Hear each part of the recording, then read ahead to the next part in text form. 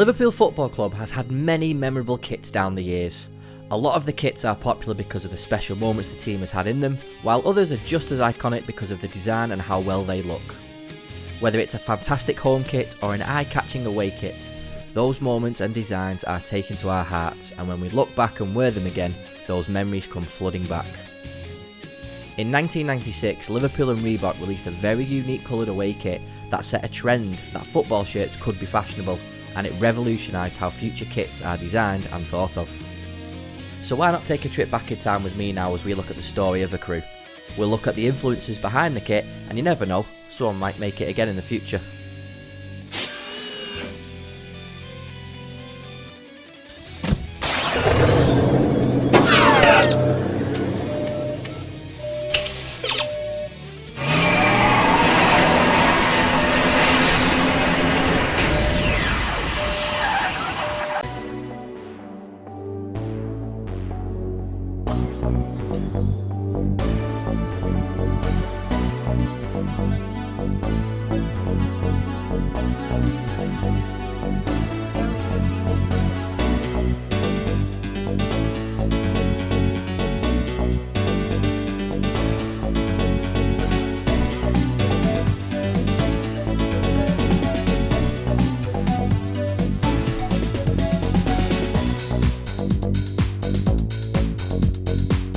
On a personal note, as a born and bred Liverpudlian, this is a particularly proud moment.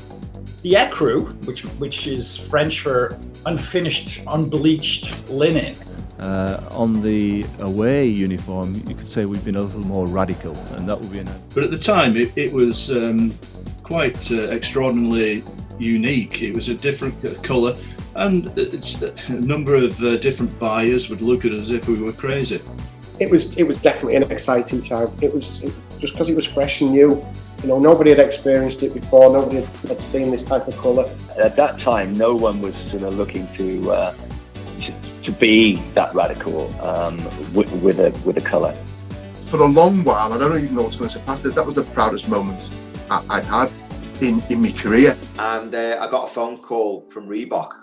My agent did, and just said, do you want to sign with Reebok? And it's mad to think that word has become synonymous with a shirt. It's become synonymous with Liverpool. You've never heard the word Ecru used before or since in anything other than a Liverpool context. With the Ecru shirt, it just sort of changed that trend.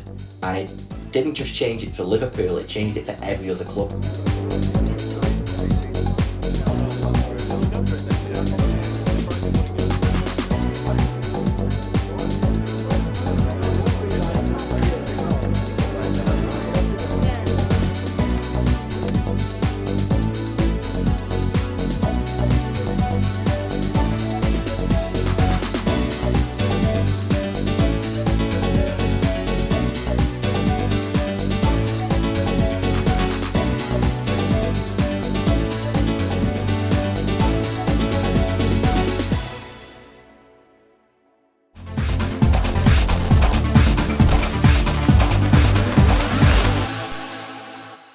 Liverpool have been synonymous with Adidas for the best part of 10 years, you know, that just from a kit manufacturer perspective.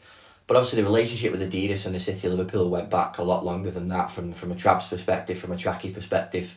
And, you know, Adidas were really embedded into the culture of Liverpool. The Adidas linkage to Liverpool goes back to the, you know, terrace casual fashion, you know, particularly in the 70s, our fans spending a lot of time in Europe, bringing back footwear apparel that you couldn't find in the UK. You know, you got the Wade Smith phenomenon there in Liverpool. Now, if you ask me, everyone just looks the same. Whereas in the Wade Smith days, people would, you know, they moved heaven and earth to be different. And that's what started the whole thing off. The reason the whole thing started off is because Liverpool FC fans, and probably some Everton ones as well, but Liverpool FC fans going abroad to watch Liverpool, having their eyes open to product that you couldn't get. But then again, if you look at Liverpool, Liverpool's always been the centre in the UK, I would say, almost a street fashion. You know, Liverpool was the height of fashion because of the European trips, you know, through the 70s and 80s. And obviously you mentioned Wade Smith there, which is a fascinating story. I mean, the Liverpool fans were coming back with Cheshini trackies and Fila, Lacoste. and we were ahead of London when it comes to fashion stakes. And obviously Robert Wade Smith and his brother, they obviously got onto that. Wade Smith become, probably one of the biggest names in Britain for, supplying fashion and being ahead, and, with the trainers and Adidas trainers, and, Transalpino now is probably taken on from that with the trainers and stuff. So, it was an amazing place to shop and be around. And you think about, Adidas has always been an important part of Liverpool culture, not just Liverpool Football Club, but Liverpudlian culture. And you still, as a guy that was in the footwear business 20 years, I walked through Liverpool One, and I still look at feet. I still do whatever mental spreadsheet I'm doing in my head. Adidas was always and still is my favourite brand, and I think it's the same for a lot of people in Liverpool, especially my age or my generation, because they were brought up on it. And I've always said I'm mad on Adidas, and if I ever did a book, it'd be called Mad on Adidas. I think Liverpool and Adidas are synonymous. And that again, it's an era thing. I'm sure there's someone who, if someone was 10 years older than me, they'd probably go Umbro. But I mean, it'd be weird to say that, but it's fine. But no, Adidas, because that's what I grew up with, and that's what even in the recent, not too recent past, if I had like cousins and stuff who were a little bit older who had kits, that was what they had until I got mine. Yeah, I think Adidas, obviously a huge name, huge name, and brands were quite. It was quite telling if you were all branded up, especially school days and 90s, and Adidas was obviously a focal point for anything that, if it was good gear, then it would most likely be Adidas that you'd be wearing. The sneaker culture, if you will, in Liverpool, Jockey and the guys at Transalpino keep that going there. If you've been to their store on Bold Street, there's that tying in, interestingly, Liverpool culture, Liverpool subculture, little bit of the wide boy thing, if you like, and a little bit of, pillaging in Europe and coming back with stuff. And it all comes together. And Adidas has always been somewhat at the epicenter of that. And that is a legacy that goes back generations. And those formative years again, the early days of the Premier League, Redknapp, Fowler, McManaman, David James, the latter days of John Barnes and Ian Rush, they were all done in these kits. That was all seen as part of what being Liverpool was. You had the tracksuits that went with as well, and the jumpers and all the apparel. That was it. That was Liverpool's kit manufacturer. It never entered my head that Liverpool could have anyone other than Adidas, really.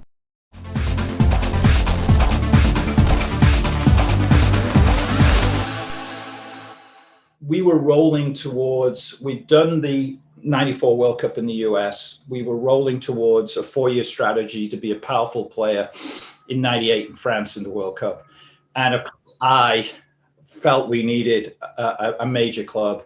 And of course, it was going to be Liverpool. And it was a period where they were coming off their previous Adidas deals and the Umbro deals and everything. So they were jumping around from manufacturer to manufacturer a little bit. And so from that perspective, I think we all knew that the Adidas contract was coming up.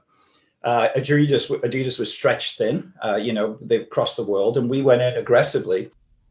We had 6 international companies who were all keen to have this contract. We had long negotiations with them all, and at the end of the day, we decided that Reebok would do the best job for us. And what you've got to think is, when a new manufacturer comes in, they bring in fresh ideas. And as we said earlier, there'd been that 10-year relationship with Adidas, and the kits had changed, and some absolute classics from Adidas. But from when Reebok came in, it was like, right, there's something new. And as a young kid, that level of excitement was just exceeded big time, because you're getting fresh ideas. They want to do something different from what they've seen previously. The Reebok deal's funny because obviously what we now know is the man who got on to be Liverpool CEO, Peter Moore, big Liverpool fan, was at Reebok at the time and was desperate to get Liverpool on with them, and did. I had to explain to Boston headquarters, this is a team we need. It felt self-serving because everybody knew where I was from and who my team was. Moore was made head of global football, and that made a huge difference, because apart from being 100% Scouse, he was 110% Liverpool, and he was a great champion for getting our sort of American masters to understand that football was quite important for the rest of the world.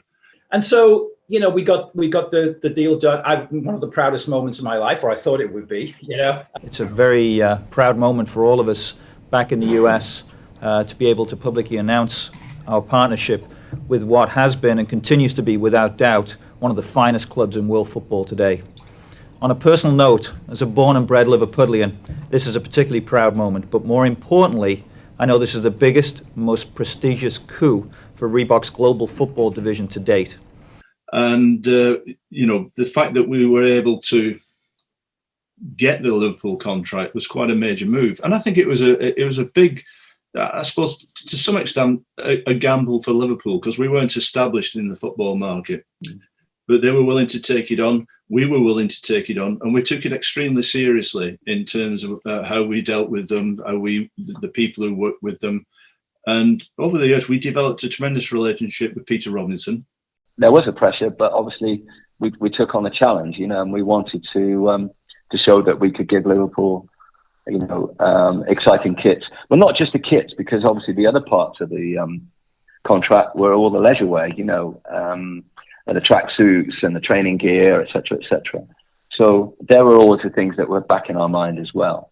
Since we started 4 years ago, it was our intention to build a Reebok name so that it became synonymous with the game at the highest levels of performance and success throughout the world. I think, ladies and gentlemen, that you will agree we have certainly achieved that today in our union with Liverpool Football Club, a partnership that we, as a company, and I personally, could not be more excited about or proud of. Hey guys, that was a clip from my new documentary, The Story of Ecru, streaming right now on Redmen Plus. If you've not signed up to Redmen Plus yet, head over to the redmentv.com, sign up as a club captain and use the code Ecru for your first month free so you can enjoy The Story of Ecru along with a whole host of amazing documentaries.